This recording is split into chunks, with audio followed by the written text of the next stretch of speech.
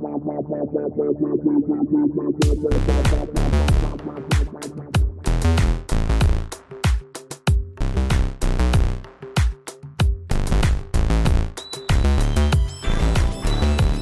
to you from the dining room table at East Barbary Lane, welcome to a special edition of Full Circle, the podcast. I'm your host, Charles Tyson Jr. And I'm your host, Martha Madrigal. Today's visit broadens our decidedly queer lens as we talk about Philadelphia's vibrant public art scene with our friend Conrad Benner. Conrad is the founder and editor of StreetsDepartment.com, a Fishtown, Philadelphia born and raised photo blogger, curator of Streets Department Walls and Mural Arts Philadelphia, and podcaster at WHYY's Art Outside. Conrad's work explores the art of our public spaces and the artists who create it. Conrad Benner, welcome to the Full Circle Table and Kiki. Oh, that was so beautifully read. I'm gonna save that recording. That's my bio. Just hit play. Oh, what is your bio, honey? I read it right off of your website. No. Well, I know, but it's an audio file now. Great. Yeah, I love it. I love it. Well, thanks for having me. Yeah, I've been a fan of your podcast for a while, and we met many months ago and started planning this. So we have a lot to talk about. Yeah. First of all, thank you for saying you're a fan. It's nice to know we have those. Of course. I met you at the first anniversary of CityCast. Right. That is when you and I met. That's when we met. Oh, okay. Well, there you go. Because y'all were both panelists with Trinae. And we have another great local podcast that focuses on news and info. Yeah. Has Trinae been on before? She has not. You know that? We have never interviewed Trinae on Full Circle. And it's such an obvious choice. I don't know why. It's too obvious. You go right over it. Yeah, that's what it is. Yeah, because they're always putting together the art segment each month on CityCast. So, yeah, that's a thought, isn't it? You're a man full of great ideas. Yeah, when we met at the CityCast taping, I'd known who you were for a good long while. And it's funny because like on X, formerly Twitter, I'm not on X anymore, but when it was Twitter, like, you know, I would often follow city, what are those things called? Like the water department, the utilities and departments and things like that. The agencies. So thank you, agency. That's a word. And so, you know, Streets Department like got lumped in with that. And then I was like, wait, the Streets Department is really working the art sector. I'm enjoying it. I admit I was slow in the uptake, but I was so glad to realize who I brought into the fold. This is not a clever person at the Streets Department. This is a whole nother thing. Well, here's the thing, you know, I knew that would be confusing naming it this, but that was part of it is like, that's fun confusion. The blog started 13 years ago. So like the internet was a little more playful back then. And that's kind of what it was about. But I still get those tweets. Someone tweeted me literally yesterday. I'm promoting my magazine right now. We just did our 3rd annual Streets Department magazine. And someone tweeted me, I feel like the Streets Department should be more worried about the trash on the streets than selling a magazine. And I go, they probably should. But I love it. I'm not who you think you're tweeting at. That's not my job. Also, I love it. I think it shows the hubris of Philadelphians that an account called Streets Department would be the Philadelphia Streets Department, right? Like there are streets departments in every cities in the world. But Philadelphians just see that and automatically think it's about them. Right. I love that. I love it so much. That's a cornerstone of being a Philadelphian. So much has changed just in these last few months. We have a new mayor. Sherelle Parker is now the mayor of Philadelphia. We have a new police commissioner. Yeah. So we have I believe I've heard this. I mean, fact check me, but I think it's the biggest flip in city council in many decades too. So like more new city council people than we've had in a long time. I think that's right. Yeah. Yeah. A change gonna come. Maybe. Or not. It's Philly. Well, yeah. A lot of status quo people won. So, you know. And there's the thing. I mean, you know, I had my thoughts. I'm really cautious about criticizing the city at all because we're in Jersey now. I mean, Philadelphia is always going to be our city. Right. We love Philadelphia. We're there often. But, you know, we're on the other side of the river now. So this is where I grew up. You know, we just came back. That's one of the reasons this is full circle, because life comes that way. So in some ways I'm reticent, but, you know, I did sit on the police commissioner's LGBT liaison committee for a few years, and, you know, kind of got to see that from the inside. We did make strides for the queer community at large, in the way the police handle us. And, you know, it's certainly still not perfect, but there was, at least for a time, more greater accountability. So it is what it is. Right. Yeah. And I was going to say too, I think like, it sounds like we're going to get into politics, but I think the overarching thing I'm excited about right now is things are still really new. There's still a lot of hope and possibility. But the thing I'm genuinely like, you know, I campaigned for certain candidates. I rooted for some other candidates, you know, different people won, whatever. At the end of the day, like, we have some people who are in office right now who want to be there, and you can see their like thrill for the job and their excitement for the job when they show up in these press interviews and stuff. You know, we have some new folks on city council, obviously the new mayor, and they want to be there, which is a breath of fresh air after the last few years, when I think there's no doubt that Kenny just gave up. It really felt that way. I mean, if there's any Kenny supporters on here, you know, show yourselves. But he gave up for the last number of years, and it just was, you know, anecdotally, you would hear that he would complain about going to different press conferences, and you could see it in the videos. Like, this man did not want to be anywhere. And then when he had that viral video a year ago, and he's like, well, I won't be mayor in a year, so it almost doesn't matter. Super paraphrasing. And that went viral. You know, it's exciting to have a group of people in the positions of power that are going to try. And that's what we need. We just need people who are going to try. I agree with you. Cities need leadership, and cities need people who want to fight every day to be there and make it better. You know, the first mayoral candidate that I got to meet and sit and talk to and interact with several times before he was elected was Michael Nutter. You know, and there was a person coming out of, you know, a real status quo point in the city. And, you know, he did represent a new day. He did represent a lot of new thinking. He was smart as anything. And just watching, I mean, Joan Krajewski was still my council person. And God love her, Joan didn't do a damn thing for years. And, you know, the thing I'll never forget her saying to Michael is, I won't miss you during budgets. And he looked at me and he said, because I actually read them. And I was like, wow. That was, profound.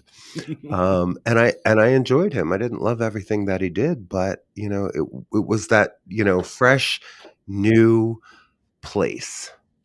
And then, you know, we lost all of that, I feel like, in this last election. I didn't get a job I interviewed for, I think, because you know, it had a little to do with tourism and promoting the city. And the question was, you know, what do you think is the biggest problem facing this city right now? And I said, the mayor. You know, it rots from the head. Yeah. And when the mayor is not engaged, that reflects in everything down the line. And we can't talk about crime without talking about that. Like, where's the leadership? And I saw a lot of cynical decisions. And a lot of people who were put in place, I think, more because of their lack of luster. You know, so they didn't outshine someone who barely showed up. So that was my take. So it feels like a brand new day, and I love that. And in Philly, we know it's going to be an 8-year day. That's something that it will probably not change. And I think too, like, we haven't seen much, you know, aside from, again, like, it's just really exciting to see Sherelle Parker, like, be at these events and, like, be excited to be there. And that might seem superficial, and maybe to some extent it is, but it's exactly what you're saying. Like, it's so powerful when, like, the person who's leading your city feels like they are a great example of that city, and they're excited to be there, and they're bubbling, and they have the energy and excitement. You know, I work a lot with Mural Arts Philadelphia. I don't know if you ever met Jane Golden or seen Jane Golden, but like, Jane Golden, you cannot go to an event where Jane Golden's speaking and not feel the energy and her passion for the work that she does at Mural Arts Philadelphia. So yeah, it's been exciting to watch. And then Rue at the different events, Rue Landau, the new city council person, Philadelphia's first openly LGBTQ city council person, seeing them at events and just their excitement is so beautiful. The Working Family Party's candidates, Kendra Brooks and Nicholas O'Rourke, they are so excited to be there. I mean, their win is historic for a number of reasons. They both pushed out Republican city council candidates for, I believe, the first time in a long time or ever. And they're going to do a lot of good work, like pushing this administration more towards, hopefully some progressive ideas. But what was my point there? Hold on, I had a point. I lost it. Good to see. It's good to see them out. It's good to see a long walk to the point. But yeah, it's good representation to see. matters. Oh, you know what? All of that, and then we still, we're seeing, the new mayor has been in office for a minute now, and we're starting to see, no one's going to be perfect. And this thing with the libraries was really interesting. Did you see what happened this week with the libraries? Not. Please tell. So it came out that the libraries were told by the mayoral administration or the mayor's office to stop publishing things without like their approval. Yes. And they got a lot of backlash. And very quickly, if I understand the story correctly, very quickly, the mayor's office said, okay, sorry, our bad, go back to normal. So I think you can see a couple of things there. One, you can see a mayor's administration. This is how I'm viewing it. Again, I'm more on the art side, but I have been very politically active for a long time. I see it as two things. One, a mayor's office who is interested in how the city communicates about itself and its services. So I think that that's good, even if it's not good what ended up happening, restricting the communication from the libraries. But I think it's good that they very quickly turned around and said, no, we made a mistake, and go back to normal.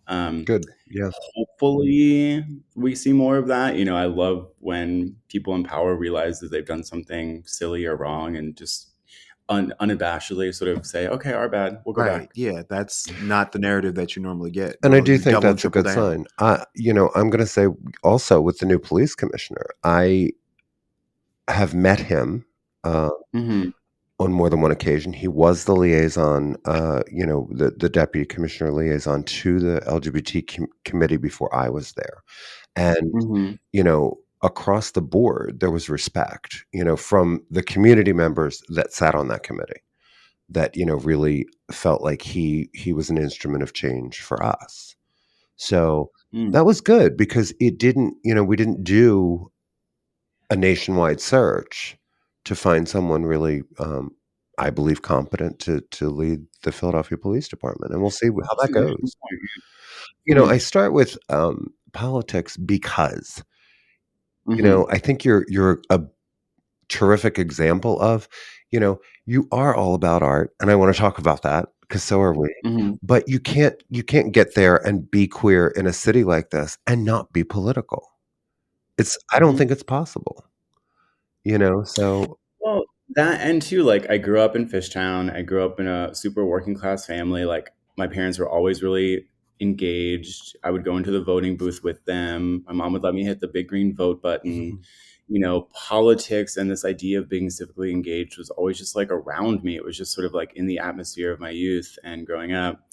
My family talked a lot about, they're both in unions and the power of that. My dad went on strike a couple of times when I was a kid, and I got to see like what that looks like. Conversations with my grandmother. My grandmother passed away at 98 when I was younger. So she had my mom at 44, and then my mom had me at 33. So by the time I had a grandmother, she was like 80 and 90. But she had this funny little thing where she was allowed to vote by mail because she, needed a walker and like wasn't very mobile. Yeah. But she just like so deeply cared about voting that she refused, and she would have us drive her to the polling booth, stand in line, go hit the button. And when she got older, she started to, how do I put it? I would ask her like, how are you voting? Or like, what are you thinking for? And she's like, I always just hit Dem down. She's like, they do the best anyway.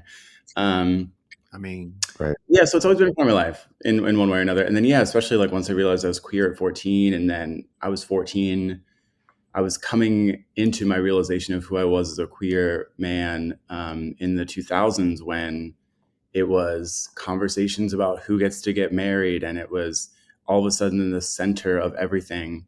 When I was a bit younger, there were a few queer characters on like The Real World, and there was one on like Dawson's Creek, but there was no one in my life, and certainly no one, that I could relate to.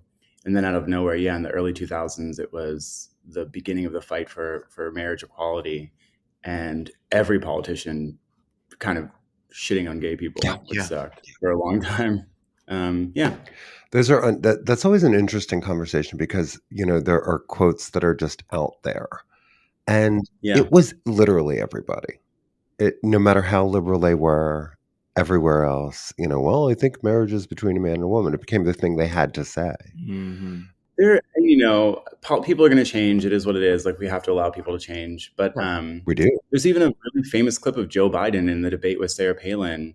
They disagreed on everything, and then they get to gay marriage, and Joe Biden laughs and he said, "This is the one thing we're going to agree on. I'm not for it either." And we know now that they were for it. It's just politically they didn't show up, right? And maybe they were making the argument that change is slow, and whatever. Obama did the same thing. He did. Yeah. And I think famously, Biden would lead the charge, and then Obama would follow him. A few years later, right?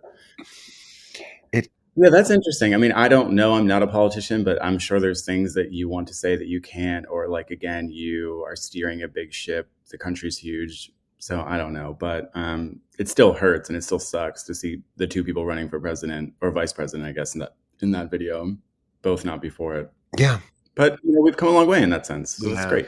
Well, and that's, we always talk about, leaving some grace for change. I mean, being trans anywhere in the world has become fun. Just in the conversations that constantly happen, and the young people that really are afraid. It's one of the, I try to kind of balance that with, but let's look at where we live, especially here in New Jersey. The laws are pretty solid. There's some stuff we've gotten by executive order I would rather have been codified into law, but it's still protective, and it's protective of others coming to us. So, it makes me feel better. And I say all that to wonder, what do you think? Does this change the landscape for public art? Because we've seen so many murals disappear. Some famously, like a glorious mural on 12th Street, just gone. A lot of people felt that hard. That was the mural on 12th Street, Jim. It's weird not saying it. Yeah. But so many others. I mean, there was an article, because I did read that, before we started this morning, in Streets Department magazine about this topic. And, I think that was from last year, wasn't it? Yeah, it was from our second annual magazine. Yeah. My blog partner, Eric Dale, looked at that a bit more because, we live in a city that's the mural capital of the world. Yeah. So do people know this, right? The Eagles don't win every year. The Phillies don't win every year. But we're always winning public art. Yes. Yes. We are the mural capital of the world. That's a title we gave ourselves, but branding is everything. So it's sticking, when we're written about in like the UK or in India, like they often use that quote. So that's great. Is there any way to really know that? Who knows? But again, marketing is everything. But we do have something like 4,000 murals across the city, something like 1,500 works of public art. Public art can be things like monuments and statues, but also, like the clothespin, other works of sculptural art in the public space. So, we are a city that's home to a lot of public art. And we have that because of institutions like Mural Arts Philadelphia that have been around for 40 years now, that do work every day. I think they do about 100 projects a year. We have things like the % for art tax mandate. We were the first municipal government in the world to create a % for art tax mandate that required public art as a part of different building practices. Finland was the first government to ever do it for public buildings. This was in the 50s. And then Philly saw that and said, well, let's apply that here to all different kinds of building types. That's literally the reason why the clothespin exists. It's part of that program. We have the Association for Public Art, which is, there's a couple of caveats there, but it's one of the biggest, oldest public arts associations in the country. So we are a city of artists, a city of public art. And public art comes in a bunch of different forms, and there's a lot of things that interconnect here, right? So we were a city that we were losing population for decades, and very little investment was coming to the city. Right. We are the only World Heritage City in the United States of America because of that, to some extent, right? Like, because our population was declining and because there was no investment for so many years, buildings would just sit there. And now they've become like architectural gems. It's literally, I think, one of the only reasons why we've become American Heritage City, World Heritage City. And so, when we talk about mural making from the 80s on, when mural arts really kicked in, of course, there were murals before then, but from the 80s on, murals would go on the sides of buildings. Sometimes they would face empty lots. Sometimes it'd be, the house next to the corner where there was an empty lot. And in the last 15 years or so, when developments really kicked up, and particularly in the last couple of years where developments really kicked up, we're losing some of those mural spaces, and we're losing more than we ever have before. And that's not necessarily a bad thing, right? Like, I think any millennial will tell you, like, we need more housing stock. We need more affordable housing. Right. That's not necessarily what's being built right now. But then there's the argument that all housing helps all housing. I don't know. I'm, again, not an economist, but we need more housing stock. So some murals are always going to go away, right? I think my first engagement with Streets Department was in the 2010s. I want to say like 2014 or 2015. I was a big Noam Chomsky girl, and a Noam Chomsky mural in Fairmount went away, and I was like, how can they do this? I was up in arms. Right. And then you realize this kind of happens. Right. So the particular instance with the Gloria Caceres mural is heartbreaking, though, because we knew the mural was going to go away. Yeah. The artist knew, Mural Arts knew. The artist is named Michelle Angelo Ortiz. And they were in conversation, both the artist and Mural Arts Philadelphia. Mural Arts helped produce the mural with the developers to figure out a way to maybe take some, get some money from them and repaint the mural somewhere, or do a monument somewhere, right? So when we're in a city with fewer and fewer walls for murals because of all this development, the public art might need to take more of a sculptural form, or maybe it's projection, or maybe it's any number of things. But I think they're in conversation. The thing that ended that conversation is, for absolutely no reason, I'm sure you've talked about this on the podcast, so sorry if this is just like rehashing things. I don't know. But for absolutely no reason, the developers whited out the mural. Oh, yeah. They did. Yeah. Painted it white, I think because they saw this opposition to what they were doing building, and they just wanted to squash it. And before they tore down the building. So just for the listener's sake, this does not happen. Mm-hmm. When buildings come down, they come down. The mural comes down with the wrecking ball, right? There's no need financially, aesthetically, for safety reasons to white out a mural before you tear down the wall. It was a smack in the face to the artists, to the history, to the queer community. And as I understand it, Mural Arts and the artists then broke ties with that developer, who clearly didn't give a shit. Right. So when we think about, and in the time since then, there have been a few Gloria Caceres works of art that have popped up. There were a couple of queer street artists who went on a bit of a beautiful rampage in the neighborhood, putting up wheat paste. I believe it was Tiff Ukart. I think Simone Salib did one as well. And then Simone Salib did a mural in Kensington, which Gloria obviously has a strong connection to, work history there. I think it's on, what is the building it's on? I'm forgetting right now. So I think Gloria's name keeps being in people's minds, and I wouldn't be surprised if a monument came up. I mean, the great thing about murals is you can have an idea for a mural. If you find a wall, find an artist, get some funding, you can paint it in a year. Monuments, works of public art, just cost so much more that it just takes more time. So I wouldn't be surprised if there was a Gloria monument one day. But I also wouldn't be surprised if there was a mural to Gloria at some point.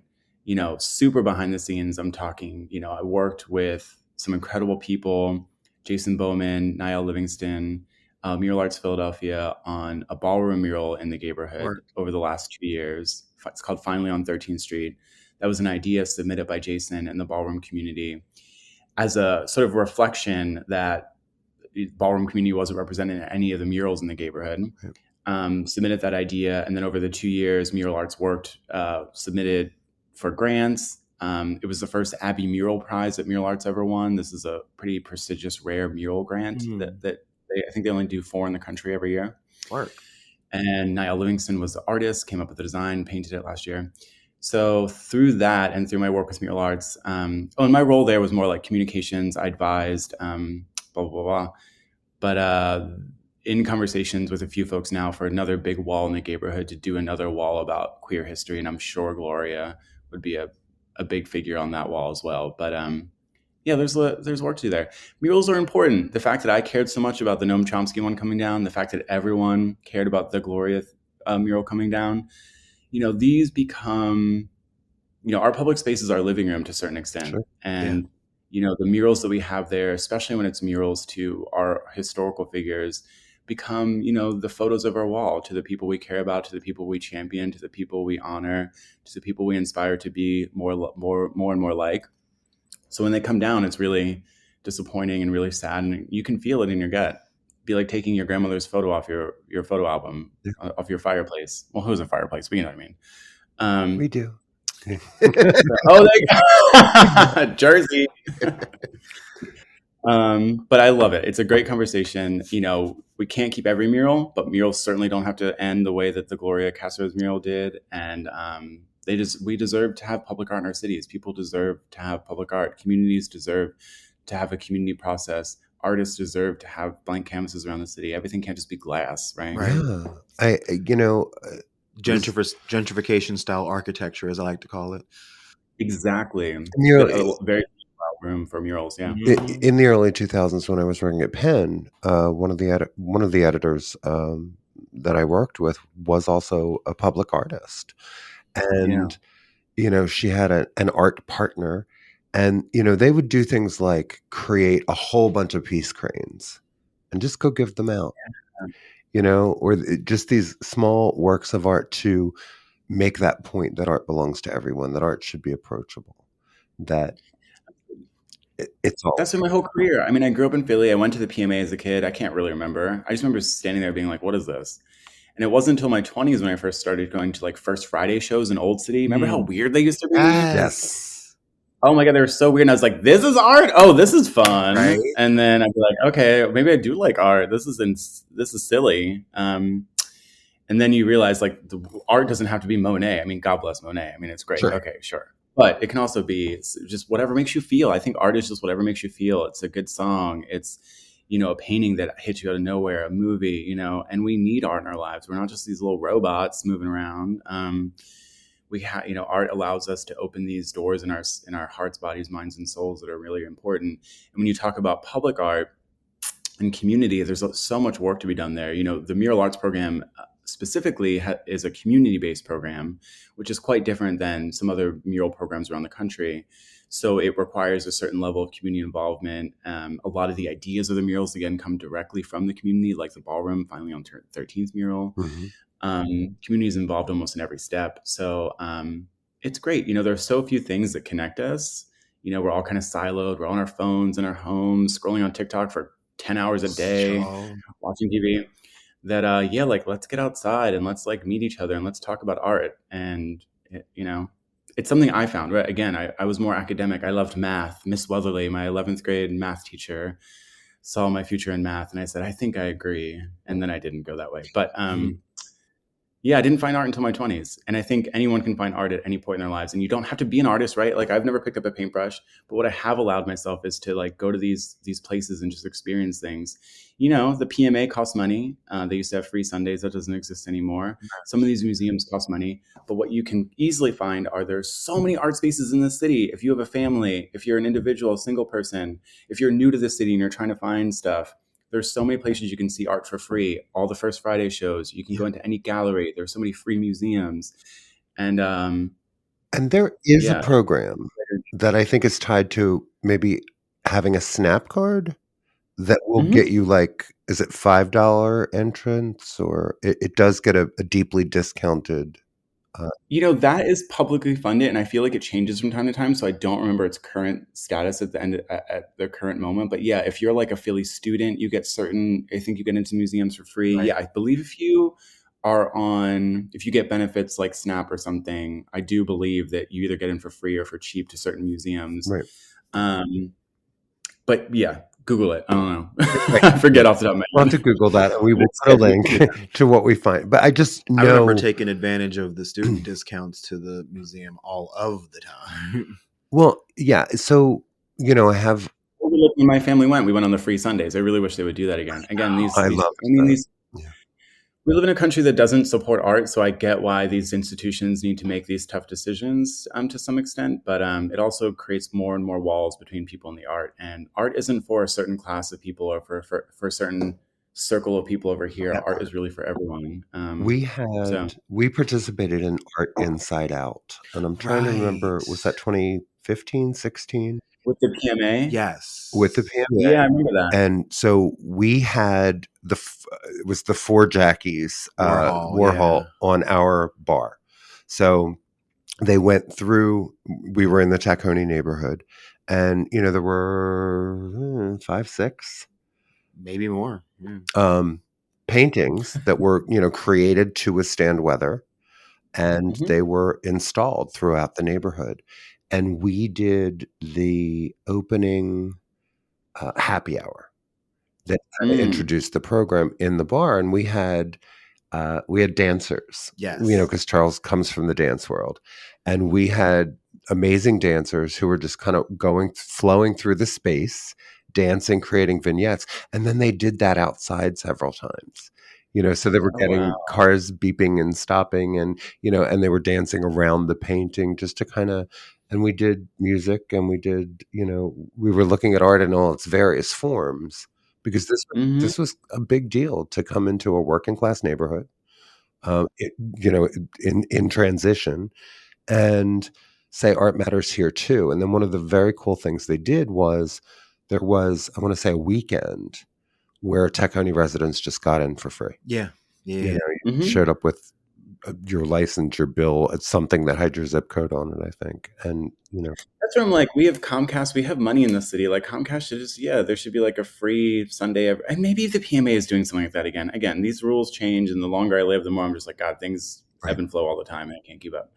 But I think now PMA is doing pay what you wish days. Okay, good. Something, yeah. Yeah, the Inside Out thing is I think about that all the time, because what I think happened there? I think from about 2012 to 2016, institutions like the PMA saw how much people were talking about muralism and street art on Instagram specifically. Mm-hmm. It was the platform at the moment. And I think they were a little jealous / saw the opportunity there to be like, okay, art in the public space is valuable. It was like really the first time every normal day resident had a camera on them and could post about what they see on their everyday walk. And hundreds, thousands and thousands of Philadelphians were posting every day about the public art, the street art, the graffiti that they would see on their walk and how much they liked it. So yeah, I think the PMA smartly saw that as an opportunity to be like, well, we have these walls institutionally, physically. The PMA is this big structure. How many people actually come here from the city every year? Mm-hmm. Let's start breaking down those walls by doing projects like Inside Out and actually take the art from the museum and put them into the neighborhoods. I thought it was really cool. And I feel like with us getting the 4 Jackies, I feel like I did that with my mind, because when I heard that we were going to get one, I was like, oh my God, please let us have a Warhol, pop art, Warhol, please, please, please. And then like, would you be interested in having 4 Jackies? And I was like, damn, I'm good. Right. You're manifesting. Yeah, it was fun. So the PMA every Friday night between 5 and 8:45 p.m. They have Pay What You Wish. Enjoy locally sourced spirits and wines, a late stroll in the galleries, and live music. Okay. They offer Pay What You Wish admission and $10 parking every Friday night. Fabulous. So that's a thing they're doing. Yeah. I was like, let me use the little machine right here in my head. And let's fact check live. So it's interesting, to me, that we do have so much. It's such a culturally rich city. And I love how much of it is approachable, how much of it is, right there for everyone. I think it's important. Yeah. I just do. I would say too, like, just to like nail this point down, like, so I have this new podcast with WHYY. It's called Art Outside. It's super polished and very produced, so it's beautiful. Like, the episodes are 20 minutes and under. So you could listen to the whole first season, which is 5 episodes, while you do a couple loads of laundry, or like a load of laundry. And I would encourage people to, because all of these artists, one of the things we're trying to do with this series is really just investigate where these artists come from, how they got into art, how it's changed their lives. And for so many of these artists, their stories don't start with, I went to University of the Arts or I went to art school. It starts with, I had a really bad breakup, or I moved to the United States from the Philippines and felt isolated.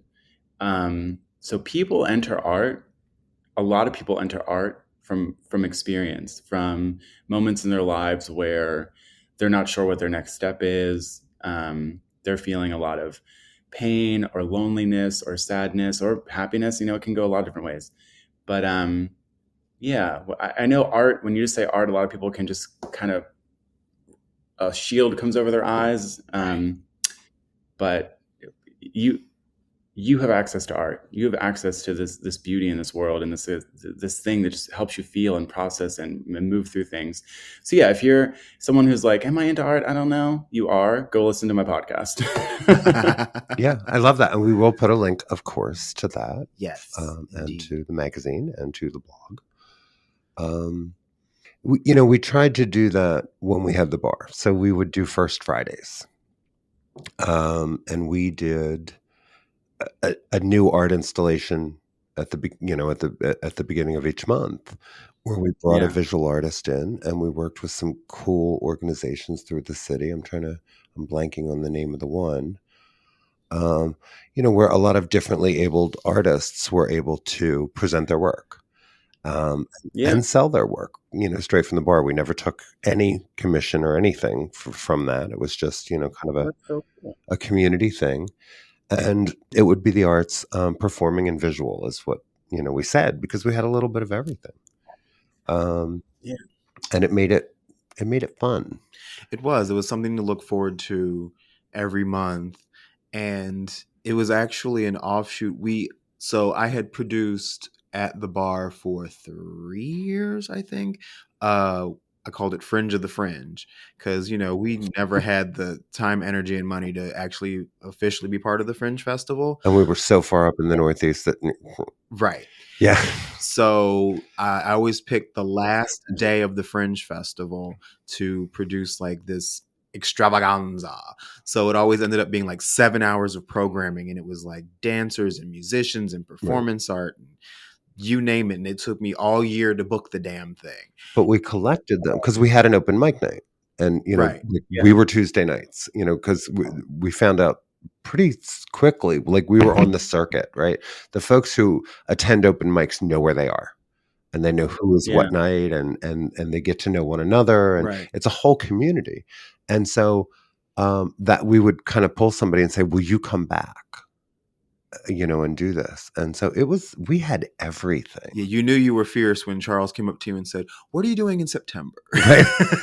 I mean, we had harpists, and we had singers and dancers and magicians. Yeah. We had a magician. We had Marijuana the Clown. Yeah, I knew you showed up at an open mic night, and I took a picture, because we had this reputation. So it was a very queer friendly space, but we never promoted ourselves as a queer bar because it's just not a business model that works anymore up in the neighborhoods, or any neighborhood really.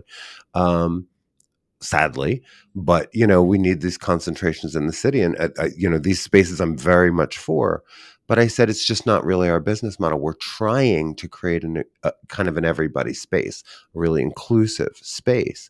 But we never quite shook that moniker that it was a gay bar, and that, the neighborhood itself was not welcome. So a lot of our clients came from all over the city. And when Marijuana the Clown showed up, and it's this dude in full clown suit, but with, weed leaves all over his outfit. I took a picture and I said, now they can call it a clown bar. Yeah. But yet, I love that. Rather than kill myself all year long for one night, I said, what if I did this once a month, every month? Yeah, that'll be easier. So that's how First Friday came. Sure. But we had, we It's have fun. now, post-COVID, we still have a big chunk of our art collection that we just haven't hung yet, but we collected art from those artists, either by purchasing or because they would gift us a piece, for the show. Like support living artists. And we have all this amazing art in our home, and we can look around and each one has a story, and we know the person that was behind the art and what, inspired it. And we can look back on all those times and smile. I love that we have Natalie Hope McDonald's work, because we couldn't afford her now if we wanted to. Right.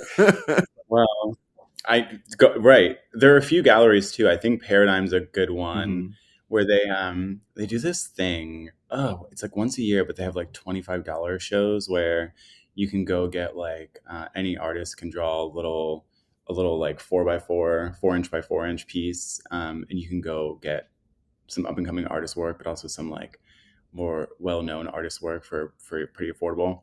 Yeah, I mean, the affordability of art is real, right? Yeah. I mean, I think that's why a lot of folks, like when they go to college or when they're getting their first apartment and they have all these empty walls, they'll go to IKEA and get some subway art, whatever. Right. And, do what you need to do whenever you need to do it. But also know that there are plenty of places you can go and get art for probably the same price and actually support a real human being. Yeah.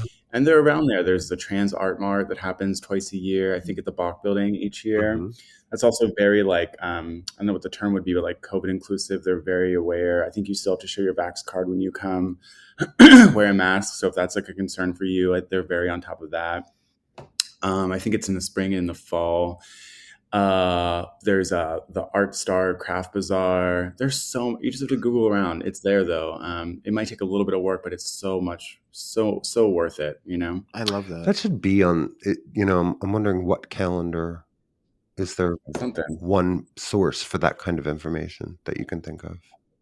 I put it in my stories a lot because people are really good at promoting themselves, and maybe art blog. So there is another art blog in the city. It's called Art Blog. I wouldn't be surprised if they didn't have some calendar like that. Yeah, but because that's important stuff, and we would love to do more to promote it. But yeah, Natalie's stuff. I mean, she's been a friend for years, and I had commissioned a few different things back when, for gifts for friends, and so they've got her stuff on the wall, and we have two of her works in the dining room, and I love them. I love her. I love her work.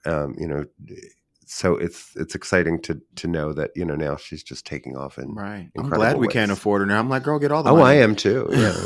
Yeah. I'm like, it's great, and we have two that are amazing. One was a gift. And it's the sign. It's her rendition of the sign that used to hang outside of Tavern on Camac, back when it was Maxine's, which goes way back. When was it? When was it? 1960s and before. I want to say until. Oh, good God! It was raffles in the 80s. Right. So I want to say at least until like maybe 1975 or so, something like that. Was Maxine still a gay bar? Yes. Lesbian bar? Yeah, it was a gay bar. And they had the restaurant downstairs. It had a restaurant and they had steaks and all that. And so it was still the 3 floors and a blue piano bar in the middle. And the thing that connected it, so we used to do, I mean, I don't know if you're familiar, but every time the song Downtown comes around on the piano, all the queers pick up a napkin and you swing the napkin every time you hear the word downtown. It's a thing. And I know I learned it back when Tavern was raffles. And, my cousin and I would just we'd be in New York at like the Monster and the piano player would play it and we'd give everybody a napkin and start doing Downtown. Yeah. And so I started doing it at our bar and I would tell them the story. And so Rob Reichert, who runs the AIDS Fund, is a good friend and was a client, was a customer there. And he said, would you come do that at Black Tie Gay Bingo? Because I think it would be fun and it would be a cool way to open the dance floor. And I'm like, sure. And so I got up at the first time I did it, and I told the whole story, and I said, I like to think this goes back to the days when that was Maxine's, because the song was certainly out. It's a very iconically queer song for a couple reasons. And I said, but this is what we used to do. So 300 people in the ballroom at the Lowe's Hotel swinging their napkins to open the dance floor. It was really fun, and it's hard not to smile when you participate in that. And Meg Ryder, who was Natalie's partner, was there. So she had done this painting. It hung in WHYY. It had not sold at that particular exhibit. And Natalie said, she really wanted to give it to me. And Meg's like, I was going to ask you if you would. So that was a gift. And I love it. And it hangs right in my dining room. So I can see it all the time. You're making me wish I was there. Well, can I tell you a story too, or like an idea that I'm having right now through this story? So I feel like, once I was 21 and, gay and going out to bars, it was that like era of like Obama was just about to become president and things were getting slowly better and better. And okay, my story was just like kind of all the bars I was going to were gay. So like the bars in Fishtown, Silk City, like Old Silk City. Right. Oh my God, Fluid. Oh my God, Fluid. Yes. There were gay people everywhere. So like and I think I'm part of that like gay generation. And obviously my story's personal. This is anecdotal. I'm not trying to monolith gay people who are 38. Okay. But right. I feel like it was a gift I was given where like I didn't think too much about it necessarily. Like certainly like there were bars that were broier and you kind of code switch in those sort of situations. But so many of the great places in the city were very gay friendly, or there were more gay people there. It was like that hipster Lady Gaga, Katy Perry era, 2008, 2009. Yeah.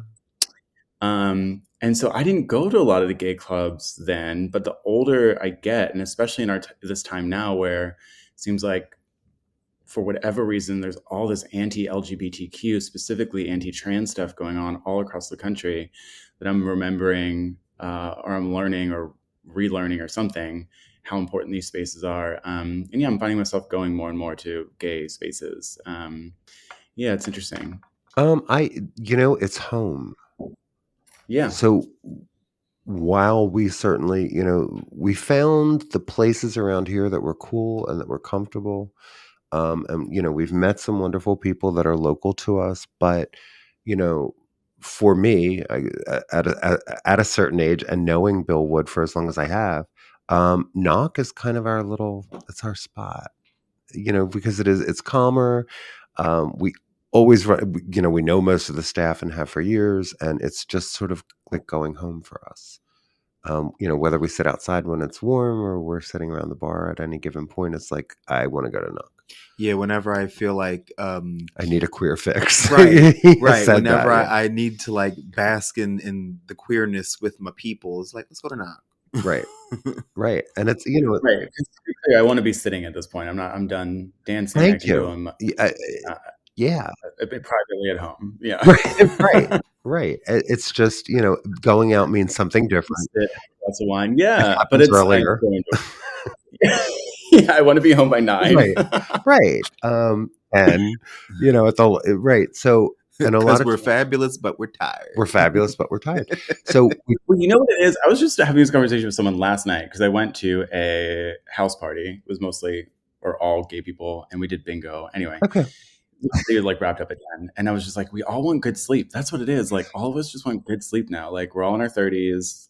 That's what it is. I want to wake up feeling good. Right. Yeah. Right. And not hungover. Yeah. Yeah. Because when we owned the bar, it was tough to get anywhere else. Sure. Because we were open at first. We were open 7 days a week, and then finally we kind of would give ourselves Sunday and Monday off, or Monday off. Right. And at least we had that, so we would go down on Monday night. It's a lot. It's a lot, though. It was, but it just to kind of reconnect and recharge and be able to sit among friends, and generational friends. My God, who also go there because Bill Wood opened Woody's and founded Woody's and then sold Woody's when he was getting too old for that horse shit. And, an open knock, and it's kind of everything he was ready for with the restaurant. There was a piano in the back and the bar, and not the dance floor, and not the noise. So that's what I was ready for. But those spaces are like going home. And I'm old enough by a lot to, when I was coming up and you were 17 and 18, they didn't card us. It was like you found us because we didn't have an internet. We didn't have, so it's like, okay, you got here. And they would protect us. They would look out for us. They would tell us who not to go near, or tell them not to go near us, and kind of watch out for us as we came of age, trying to figure it all out because it was the early 80s. And we were also figuring out how to navigate AIDS, what it was, what it could do, what was safe. I mean, it was so scary because it's like, okay, we can go have fun and we might die. So, that was so they invited us in, and I still know some of those people. Like Sandy Beach was a bartender back then in Atlantic City, who I knew, Were you living in Philly in the 80s?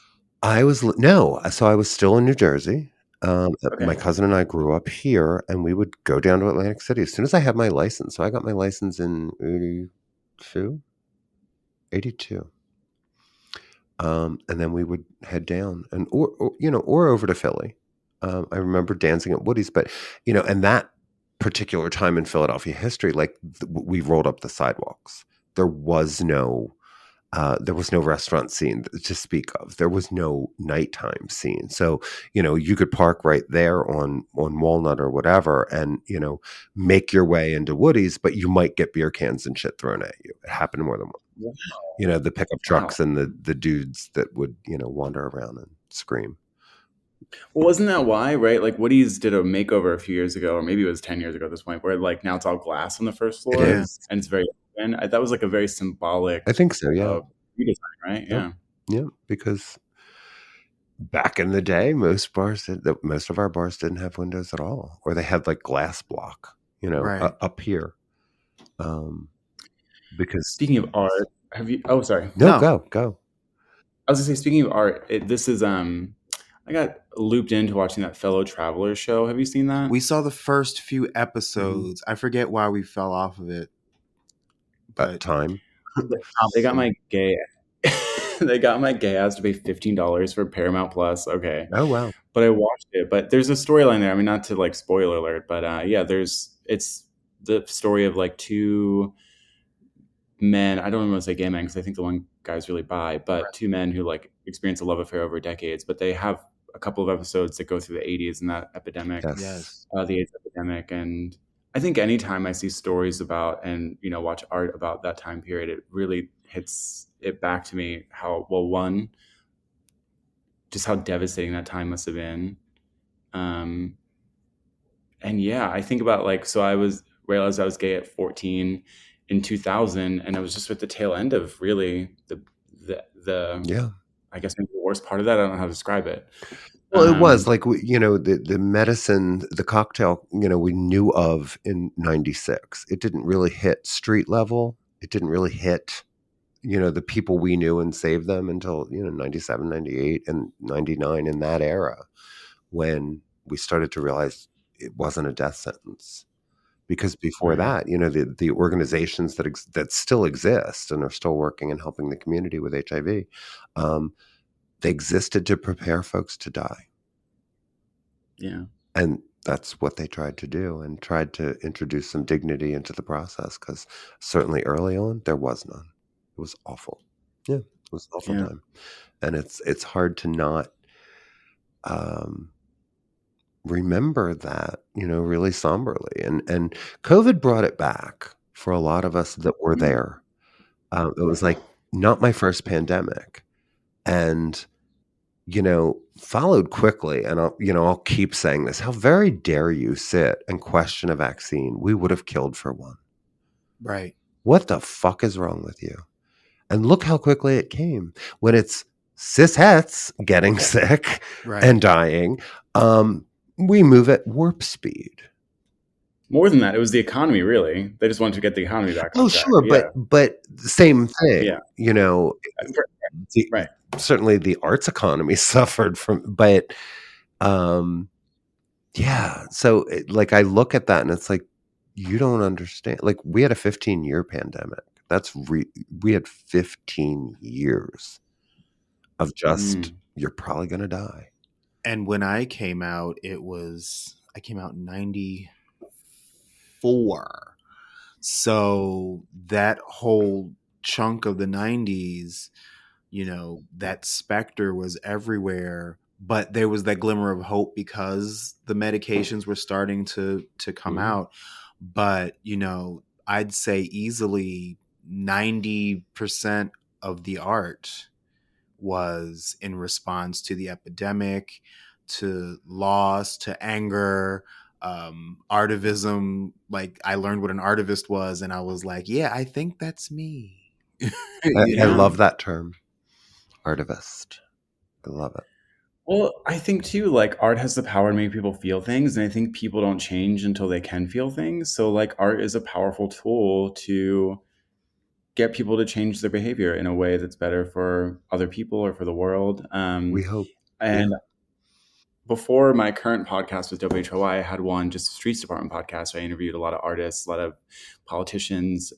The way we framed it was people, quote unquote, change makers, you know, people who creatively change the world. But I interviewed Swoon, who's an artist, street artist, like one of the first big wheat pasters, like came up in the 90s in New York and now does all these projects around the globe. And she talked about doing a lot of work around environmentalism right now and how people can see the stats, people can know the numbers, people can know it's coming. But as artists, we could do more work helping to make people feel what's coming and how we can, you know, not doomerism, because I think we know that that won't work necessarily, but how can we really impress upon people that this is going to affect the lives of billions of people across the globe. So that was really interesting. Yeah, I think interesting. I had another thought when I walked past it. Well, you know, this brings up, and I've said this many times, you know, like art speaks where words fail. Right. And music, which is art, of course, speaks where words fail. And at a time when, you know, there's this cacophony of voices screaming at one another and such polar division, you know, but then you can watch the Grammys and see the cowboy dude, you know, and Tracy Chapman, Chapman, which I was ready to be mad. I was just kind of generally mad about that song because that was her song and I was there for it, and I love. And then when I saw her, and he didn't change it at all. Like if you're going to do a read version of it, like change something. Yeah. Anyway, well, I found out he did that on purpose, the words so that she could get full credit as songwriter, right? And get all the words. Oh, I love that. Damn. Okay, just kidding. I love that. Which was actually a cool thing. But you know, took away all my reasons to be mad. And now I'm mad that you took away my reasons to be mad. Right. I felt such an impact just watching it, but I didn't realize how much it would be written about in the coming days, you know, as like this moment of kind of unifying two different worlds. Who was that black woman he had with him singing his song? Like, what's the matter with you? But it's true, you know, that I think art can penetrate. And you know, one of the things I say a lot, and, you know, I'd really like your thought on this, but, you know, I feel like they've gone too far. I feel like when they actually did repeal Roe, they went too far. And you're seeing rank and file Republicans, when they get the chance to go, you know, when this is on the ballot, when codifying this into a state constitution is on the ballot, they keep losing. And that's about bodily autonomy. Just like trans rights are about bodily autonomy. And I think I remain hopeful, even as we see hundreds more pieces of legislation being proposed this year already. I remain hopeful that, you know, people are not as polarized as they appear to be on the internet, and as some folks, certainly Republicans, would have you believe. That's my thought. So I remain hopeful. I'm making a note because I want to say two things. Yeah, first of all, I agree with that. But I do want to take two steps back real quick and say I brought up fellow travelers because I think it's, people are this is an important part of history and our current life. AIDS is still here, obviously, that we can think about, process through art in any different ways. And yeah, I found the fellow travelers thing. I was talking to my friend about it and they didn't like it, but art is going to hit people differently in different ways. Sure. One thing that hit me really hard too is I went to Monument Lab. So Monument Lab is a project based here in Philadelphia who are their job is like rethinking what monuments can be, what their role is in the world, blah, blah, blah. They've been doing it for like 10 years. It's headed by Ken Lum and Paul Farber. Paul Farber is a queer, non-binary individual, artist, thinker, smart person. And they just did the very first. So in the history of the mall in DC, they've never done public art projects. There's some caveat there I'm forgetting, but never done big public art projects. So they have like the Vietnam Memorial and some permanent things that go through a very specific project, but never these sort of like temporary pop-up public art projects. So they just did something last year, first time they did it, where they worked with a bunch of artists to do a bunch of installations. I got to do a tour of it with Mural Arts, actually, of all people. We went down there with them on a bus, met with Paul, walked through it. But the one that really hit me, maybe it's because I'm gay, was there was a piece by an artist whose name I'm forgetting. I'll make a TikTok about it. I still have to make the TikTok about it because it was a few months ago, but I'm always behind on TikToks. Okay. But it was about the AIDS quilt, and they created this installation that was very like church-like. So you move through one part of it and it's like a chorus, and you go through another part, it's a louder chorus, and you end, and it's just this like it really feels like you're in church, and it's right in the mall where the AIDS part of the AIDS quilt was. It was so moving. And yeah, it was, I think, how many visitors go to the mall every year, right? It'd be great if that was like a permanent monument in some way as a way to remind people of this, especially as like COVID happened. And very quickly, as you mentioned, half the country was anti-vaccine. These pandemics are going to happen. I mean, it's just the nature of, living on a planet, I guess. So making sure that we can remember the humanity of that through a project like that, I think was cool. And the polarization thing, I completely agree.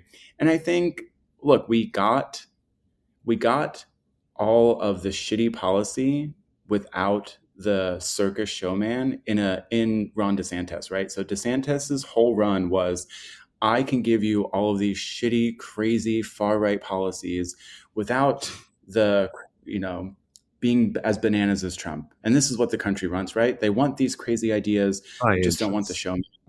Turns out it was the exact opposite. Yes. For whatever reason, some number of millions of people like Trump because he's a TV character. Yeah.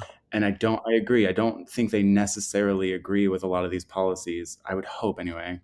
And we do see that with like, the fact that the Democrats won in 2020, 2022, and 2018. For as good as Trump's doing in the polls and in a certain section of the Republican Party, like he's lost since 2016. And he didn't even win in 2016, the popular vote. Correct. Okay, I'm not. Correct. No, I'm not. Yeah. Refusing the election. We have a shitty system where the Electoral College gets to pick the winner. Well, and Trump won that. But, yeah. Hate it. But yeah, I agree. I think that these ideas aren't popular, and I hope that they're not. And I think we just live in a country that ebbs and flows, right? Like the path forward is never straight, right? We're gonna go to the side from time to time and get. I don't know. I just see, and it really starts with your generation. I see a fundamental difference just in the way folks approach one another, the way young people look at one another. I'm not suggesting that bullying is not still a problem in schools. It is. But I'm also saying it's possible now to be out in high school. It's possible to have a friend group, a mixed friend group, where they just say, who are you? Tell me who you are. We were at one of the local pride parades in Haddon Township, or an event, a community event in Haddon, a pride event. And there was this group of teenage girls and non-binary folks who were together. And I started to talk to one of them, and they put their hand up and said, pronouns. And I was like, tell me, make sure that I know how to communicate with you. And it's like, that's awesome. That's a seismic shift, just in the way people relate. And we've talked a lot about the fact that You know, there are more and more men willing to say, I'm bisexual. Mm-hmm. You know, that was not a thing True. that you admitted, you know, especially if you grew up in a blue collar neighborhood. You didn't admit it. You didn't talk about it because that meant that cut you off from all the cishet, you know, women you would ever meet at that point in time, or at least it felt that way. That there was just no openness to that possibility. And now, you know, we talk about this stuff openly, at least in, you know, more sane parts of the country. And That part. I see a difference. I just see a fundamental difference in people. And I think that's regardless of where they're from. There's more of an openness, more of a. And one of the things I talk about a lot is I grew up in this little New Jersey town where that was a very Republican town. And I didn't know it when I was a kid. I didn't know whose politics were what because, you know, that was the time Richard Nixon was president and, you know, Republicans and Democrats looked up at the sky and said, that's pollution. We have to do something about it and signed the Clean Air Act. Now they came at it from different places, but we didn't have an entire political party saying that you're going to believe me or your lying eyes. That wasn't a thing. You know, we weren't debating reality. We were debating approach. Who do we consider? Who can we afford to consider? But we weren't debating reality. You know, we got the Clean Air Act and the Clean Water Act from Richard Nixon and Republicans. It happened. And it's like, well, I know where we went astray. But when we allowed, you know, extremist religion into politics, and that's has gotten us where we are. And it's so I think art is one of the ways that we talk to each other about this stuff. Yeah, I mean, it seems. I mean, this year will tell us a lot, right? Like, what if he gets back in, or how it all rolls out. I can't even say that, and I don't see it personally. I don't see it either. But didn't see it the last time, you know. And again, I say that based on the smaller elections, based on, you know, the bellwethers that we have. You know, that's not going to happen again. I hope. That is my hope. That is my belief. Because I cannot imagine this country if it did. Talk about emboldening a fool. It's a scary, scary proposition. Truly. And if I remember this history correctly, too, in 2012, when the Republicans lost to Obama the second time, they did like this big internal study where they looked at the electorate, they looked at, you know, some of the things they were running on, and they pivoted. If I understand this correctly, too, they were meant to be more inclusive, be better on immigration. They saw the future as being more racially diverse, more, you know, LGBTQ, blah, blah. And then, of course, a few years later, Trump comes up. But it stands to reason that if Trump loses in 2024 and loses big, the Republican Party are going to have to finally reevaluate, okay, this is not working. DeSantis, who was the Trump figure without the Trump baggage, didn't do well, didn't even chart. He got 1% or something. Yeah. If Trump fails huge, you know, I know, yeah, I'm nervous, but I agree. Art is one way through it. At the end of the day, like, we can process things through art. We can come together through art. I agree. You said something earlier about like, people are really hard to each other online. I think I've heard this analogy that being online is a lot like being in a car, right? Like, there's road rage, right? You see road rage every day. People honk and cut people off. People don't do that when they're pedestrians. When you don't have the steel armor of a car around you, or the steel armor of a keypad at your fingertips, you are just not that person to people in real life, face to face. So, you know, that's a whole other conversation. Streets Department focuses on art in the public space, but it's also just a conversation about public space generally. And there's a whole conversation to be had about how we need to invest more in public space. In the last 50 or so years, we've made everything private. You know, we don't go to public pools anymore. Well, lots of people do, thank God. But more and more people have private pools. People go to private gyms. There used to be public gyms. You know, our public parks are underfunded. So if you have a family, you might be more willing to drive out to some fancy park, or to, you know, some garden space, or Six Flags, or Disney World. How many Disney World park folks are there? But imagine if just every city, every neighborhood in every city had these beautiful parks that were full. I just went to Mexico City for the first time. And, I was only in a couple of neighborhoods, but all the parks there were incredible. They all had outdoor gyms. They all had people just full of life and food and greenery. If we're talking about we get better when we're together, having neighborhoods that have high income, low income, middle income folks that are more racially diverse, there's so much work to be done there, and I don't know how to do it, but yeah, if we're all just going to get more and more isolated, be more and more online, I don't think things get better. Right. Yeah. And that also is part of the downside to gentrification. And I spent a lot of time. I went to the Citizens Planning Institute, when we were in Philadelphia, where we really talked about that, where we really talked about, growth, public safety, public interest. But the importance of maintaining diversity, the importance of, income should not be a barrier to participation in city life. We do need affordable housing. We do need, so the focus, at least when I was there and I was, on the board of the Community Development Corporation, really was stabilization. More so than this idea of gentrification. Still, housing prices went up. I mean, still, as the neighborhood got talked about, as those things happened, even up there, where you still got a real mix of, a blue collar presence, housing prices are high.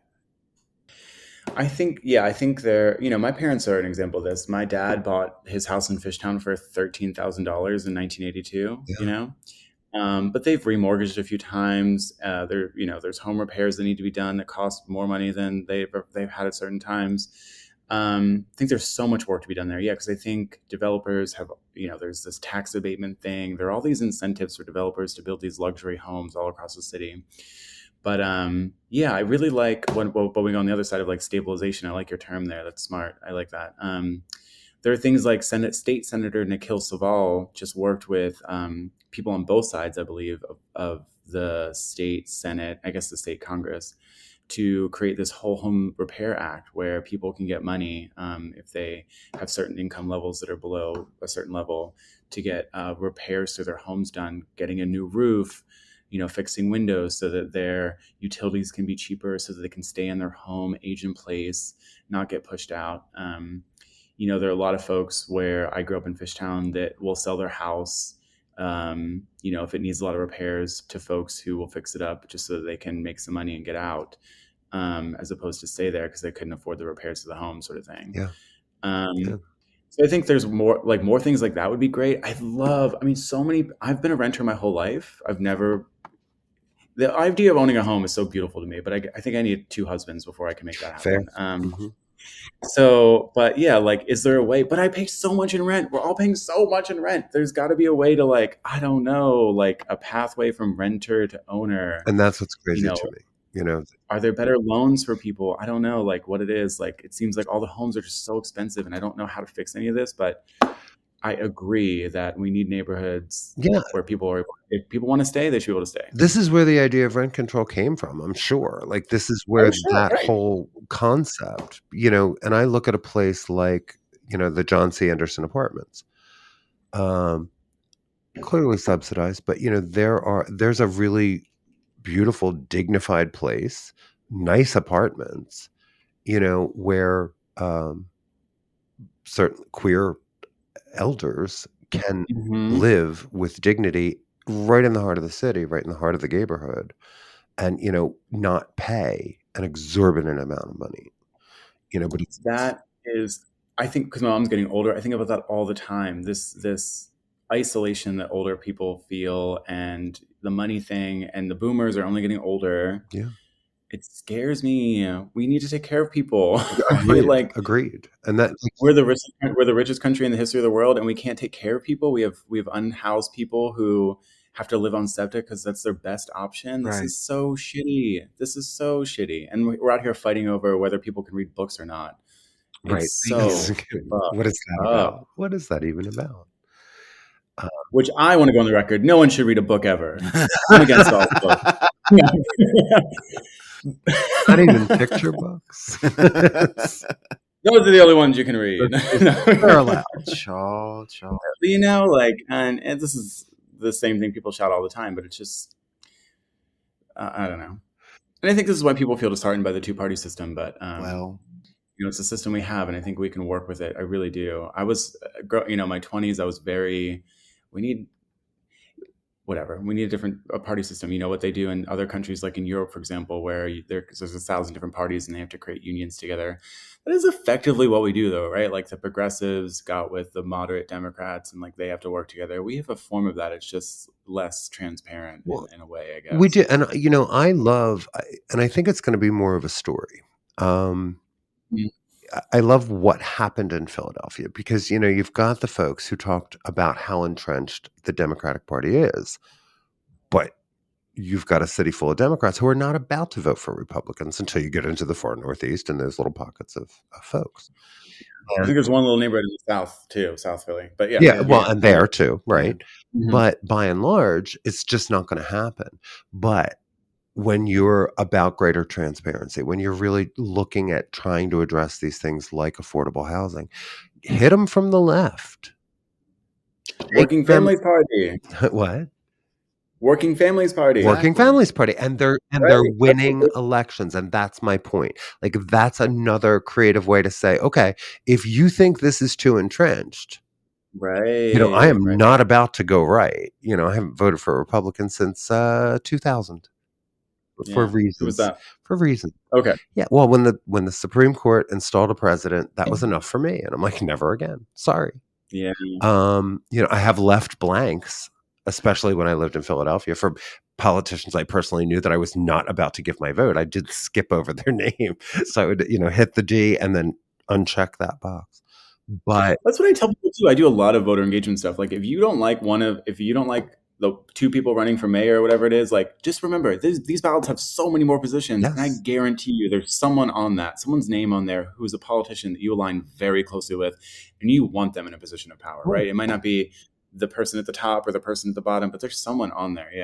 Yeah. And, but this is a way to shake up the Democrats in the Philly because, in Philadelphia and in the region that, do think they have a birthright. They do think they have the right to decide who will run next and then next after that person, right. and that's how it's been. And that's how they all assume it will be.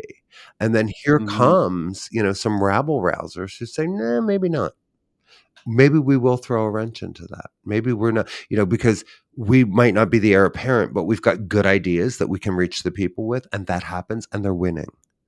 And that's important because there are so many great people in city council right now. I'm so excited. I mean, I love a lot of Democrats. I know them, but I don't like that system that says, y'all get to decide who's going to be where and who's going to be in power because it's happened too long and too often.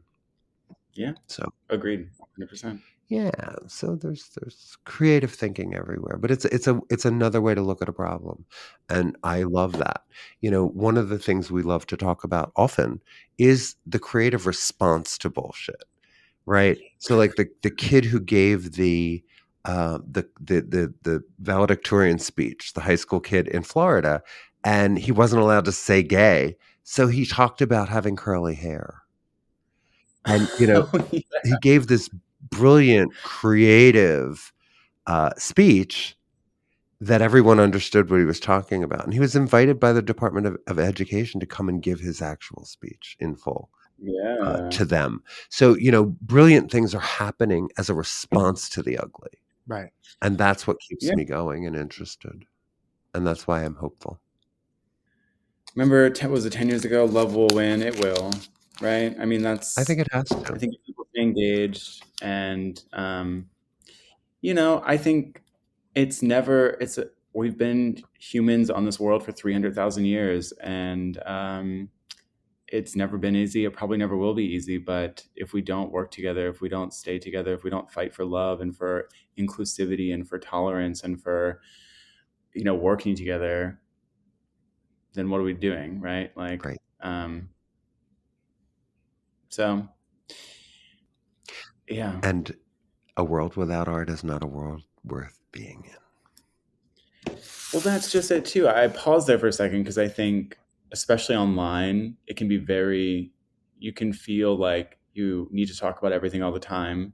And just in different conversations that have with different artists, like you do also have to like take some time, re-energize yourself, refill your battery. Otherwise you're not showing up to these situations with your full self, which is what is needed in a lot of these situations. So yeah, art can be a part of both sides of that. It can be a part of the more activism side, but it can also just be a part of you refilling your bucket, right? And I encourage everyone, again, like when I think, God, we could talk for 5 hours. When I think about things like toxic masculinity, and I think about like, again, how divisive we are, blah, blah, blah, I think about, okay, what are most people's lives, right? We have pretty hard lives in the fact that many people are working 1, 2 jobs. They're working, it used to be 9 to 5, now it's 8 to 6. And people are working through lunch breaks. We've, economically never been more productive than ever, but our wages haven't gone up in decades. The prices of things are going up. So I get it. People feel strained. And I think we go to a lot of vices, whether that be TV or isolating ourselves because it feels like, okay, I've just worked my butt off. I need to be alone for a day or two, But I think if you push yourself outside of your comfort zone and you do engage in community, and again, I think art is a great place to start. Not everyone's going to be into sports. There's not a lot of, as I mentioned with public space, there aren't a lot of places to go necessarily, right? Like to go try to engage with community, like maybe a public library. Rec centers are more for kids. But if you're a grown-up, like, what are you going to do? Go to the arts. There are so many great art galleries that have free programming, that will have artist talks, that'll have openings, museums that have free days. And at these places, you will find people just like you who are curious about the world. That's all art is. Art just invites you to be curious and to feel things. Go show up in these places, go alone, go with your friends, go with family, go with whoever. And yeah, just be in community, because I think that that's where the healing starts. That's where you get rebooted to get back into the activism. It's all good. Yeah. Art solves every problem. Art. So tell us what's going on. What do you want folks to be paying attention to? What's coming next? What's important to you right now? As we wrap up, so I have that podcast called Art Outside. I would love everyone to listen to it. Again, it talks about all this and more, and I'm just really proud of it. I'm creating with WHYY. It's public radio. It's on the NPR One app. That is crazy to me. It's my dream. My dream is to be Terry Gross one day. And I was literally recording an episode of the podcast one day, and Terry Gross walks by, and I just had to stop and be like, "What is happening? Right. What is my life?" And it's just so different. I had a podcast for many years called the Streets Department Podcast, where I'd sit down, hit record, do a little bit of editing and post it. This is very different. It's super stylized. It feels more like a TV show than anything. Because y'all got money. On site with well, correct. Podcasting plus money makes a big difference. Listen. Yeah. So I'd encourage that. Also, I work a lot with Mural Arts Philadelphia. I love working with them. I do a lot of curatorial work with them, and I work on a few things this year. Some of the bigger things will be, I'm doing the flower show again with 3 incredible artists. We actually start painting next week here at the Bach Building. We rented a space here at the Bach Building. You have to do a couple of weeks of prep before you move in. The flower show is the first week of March. If you come out to that, please stop by where we'll be at. It'll be on the map. The artists are working on something really cool. There's one artist who's doing like this sculptural thing. Wood pieces are going to come out of the mural. Oh, it's so cool. Mm-hmm. This summer, we'll be refreshing Front Street Walls, which is the project I do in Fishtown, where we take a bunch of walls and give it to artists for their first murals, a way to sort of encourage mural making in the city, get new artists out onto the street, offer the public and passersby and folks in the neighborhood views of murals that they've never seen before, because it's artists who've never created in the public space. And then in the fall, I'll be working again on To the Polls. So every 2 years, I do an election-focused nonpartisan, civic engagement project called To the Polls. We build walls in Love Park, and we invite 6 local artists to come out to create murals about why they vote. In the past, people have talked about all different reasons why they vote. One artist talked about they vote because their friends don't vote and they want to protect them. One person talked about, they grew up in Kensington, they lived in Kensington, and all the reasons why they vote to make Kensington a better neighborhood in the sense of like getting more services. One one artist didn't have a reason to vote, so he just painted a big raccoon that said vote. And then that's the one that got the most selfies. I was like, of course. But that's what voting is, like, just vote. You can do it the way my grandmother did and just hit dem down and leave, or you can research every candidate, but we have to be involved. We have to. Things get better with involvement at any level, so get involved. Yes. Agreed. One thing that I wanted to talk to you about real quick. You and I share a philosophy. We may not be sports fans, but we enjoy looking at sports players. I believe that's how you would describe it, yeah. And you have your hashtag whole team is cute. Whole team is cute. So based on that criteria, since the Super Bowl is tomorrow, who's your pick, the 49ers or the Chiefs? So, yes, I am attracted to the male physique, and they dress real cute when they play, don't they? I grew up in a sports family too. My whole family loved the Phillies. I mean, my grandfather had a whole sports room with all the Phillies. They were mostly Phillies people. But my mom to this day watches every game. My dad would watch every game. Phillies, Flyers, all of them. A couple of years ago, I started a hashtag because I was like, I get really excited when they're at the end, when they're like at the Super Bowl or the one before that or the World Series. I just get excited because it's at the end of the day, it's Philly. I want Philly to win all the time. Philly, Philly, Philly. It's so exciting right before they choke. Oh, yeah, and you can stream these games now because I don't have TV, so I would stream the games and tweet about it. And a lot of my tweets were about how I thought they were cute or they had good hair. A lot of them have good hair. The Phillies have good hair. What was the question? Oh, who am I rooting for? Okay, I am not a Swiftie per se, but I do admire the talent of a Taylor Swift and just the idea that her and Beyonce have been around for as long as they have and are just killing it. Yeah. You have to have a mastery of this world to be able to do what they've done in this world with their art. They're going to go down in history, the two of them. Anyway, so I'm rooting for Taylor Swift's boyfriend. I think it's the Chiefs. Okay. Yeah. The Kelseys are lovely looking men. They really are. Yeah. Who are you rooting for? Yeah, who's playing? The Kansas City Chiefs and the 49ers. San Francisco. Just cause. Oh, okay. Just cause. Well, it's still legal for me to travel. So, yeah, San Francisco. Oh, I didn't even think about that. Kansas City, talking about gentrification and how difficult it is to live. A lot of people are moving to Kansas City because it's one of those cities where it's still affordable to live and stuff. So I don't know, maybe Kansas City will be this liberal haven one day. If it's not already, I really don't know much about the city, and certainly there are cities in Florida that are obviously very legal and in fact are very progressive and very liberal and very queer friendly and trans friendly. But then you've got the rest of it. This thing where if we have changed our gender on our driver's license, we become illegal. There was a big die-in, I think this morning. Over that. People just going to the DMVs across Florida and laying down because it's bullshit. But yeah, I don't think Missouri's doing really well. I'm not feeling. Well, actually, on that note too, I get it. If you are dispassionate about the politics on the federal level, just do not forget, we at the state here in PA, I think we're one of the only states where we have a split government. So we have a Democratic governor and then a split House, a split Senate, split Congress, whatever you want to call it, where Republicans rule part of it, Democrats rule the other part. Yeah. That's pretty rare, right? So if we keep pushing, we just flipped the House. If we keep pushing, we could flip the Senate too. And what that does, there's so much power at the state level from, again, the Whole Homes Repair Act. There's so much the state can do.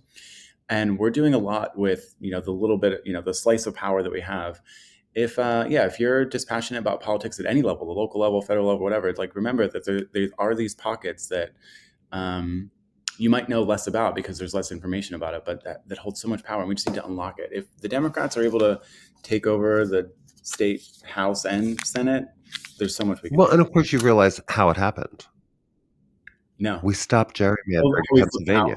We stopped gerrymandering Pennsylvania and created fair districts. And guess what happened? Yeah. Democrats win when we do that. Yeah. When we just make it fair. When we just make it fair, go in and stop this nonsense and make the districts make sense. Democrats will take over. Just because there are more of us. And, but a lot of these ideas get pushed because, the Republicans have been in power in places for so long that they have created these districts where they can't lose. Yeah. They cannot lose. So instead of the electors choosing instead of the voters choosing the elected are choosing their voters, and that's never good for democracy. So it's a new Charles, in Pennsylvania. You have to split the difference. Who are you rooting for? 69ers. Oh my God. Yes. 49ers. Yeah. No one told me they were playing. There we go. I went, yay them. It's a different game. Right. Where everyone wins. But it's one I'd watch. Maybe if you do it right, I guess. Right. Just saying. I don't know. I want to say the 49ers because San Francisco, but I want to say the Chiefs because Kelsey. Was Kelsey on Isn't the he? Chiefs? I thought his brother, yeah. Oh, well. Yeah. Jason Kelsey, yeah. I mean, that's another reason to root for them. Jason Kelsey will have like the best day of his life and rip his shirt off and have fun. Well, that's true. Then the Chiefs. There. That was. Yeah, there you go. Okay. Well, then it should be fun. We're sports analysts. I'll be voting the other way. The podcast. Yeah, no, we are not. Who do I want to rip their shirt off? Yeah, I want. Every time somebody starts talking about football, I say that's the oddly shaped ball, right? Like I came out so I wouldn't have to fucking care about sports ever again. And then I came out again just to make the point clear. Like I do not do sports ball. I don't care. I was just listening to. I do. I listen to a lot of podcasts. I think it was the NPR. No. New York Times Opinion. They have a podcast, New York Times Opinion. But there's just this whole like 40-minute episode about how like the Super Bowl is probably the last like unifying thing in this country. Probably. It's like like we don't have like a Friends type show anymore. We don't have whatever it is, It's the last thing that like people tune into, and it's secular. Yeah. Mm-hmm. And that's cool too, right? Anyway, well, sports. This has sports. And tight pants. More so that. So this has been. I can get behind that, right? As it were. But I'm bumching. This has been awesome, and I'm so glad we got to sit down and talk because it's been a minute. I'm really glad to. And these are my favorite kinds of podcasts. Like we just talked about what we talked about. Like it's not just 20 prepared questions. This was really great. I can't wait to share it. Awesome. It was so good to see you and talk to you. Yes. Enjoy your Saturday. We should do this again. Yeah, you enjoy your Saturday as well. If you ever do a live one, have me on. That'd be so fun to do this live somewhere, some gay club. We are still working that out. We've been kicking that idea around. Really want to. We've had a few really compelling offers for spaces in the city to do it. It would have to be in Philly. I mean, we're not going to drag everybody over to Jersey. I would love to do that. Yeah. Okay, we would love that. That would be fun. It's a date then. We've got some Philly folks that we would definitely want to bring together live. Yes, and kind of have just a bigger full circle table. Yes.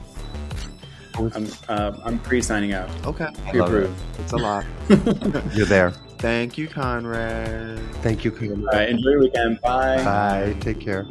Full Circle is a Never Scared Productions podcast, hosted by Charles Tyson Jr. and Martha Madrigal, produced and edited by Never Scared, executive produced by Charles Tyson Jr. and Martha Madrigal.